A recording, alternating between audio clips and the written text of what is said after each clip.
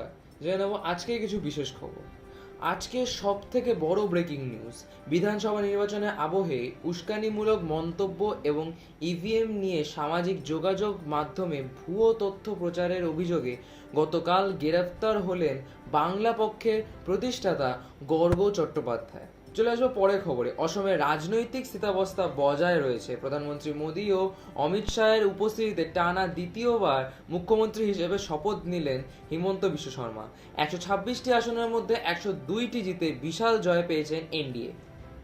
চলে আসবো পরের খবরে। অভিনয় থেকে রাজনীতিতে আসার বিজয় মুখ্যমন্ত্রী হিসেবে নিজের প্রথম বড় সিদ্ধান্তে 717টি সরকারি মদের দোকান বন্ধ করার নির্দেশ দিয়েছেন। অন্যদিকে বিধানসভায় বিরোধী দলনেতা উদয়নিধি স্ট্যালিন পুনরায় সনাতন ধর্ম নির্মূল করার বিতর্কিত মন্তব্য করেছেন। চলে আসবো আজকে শেষ খবরে। বিধানসভা নির্বাচনে পরাজয়ের পর তৃণমূল নেত্রী মমতা বন্দ্যোপাধ্যায় ব্রেভ নামে একটি কবিতা লিখে মনের জোর বজায় রাখার বার্তা দিয়েছেন। ধন্যবাদ, সবাই ভালো থাকবেন, সুস্থ থাকবেন। Stay tune with Swan news.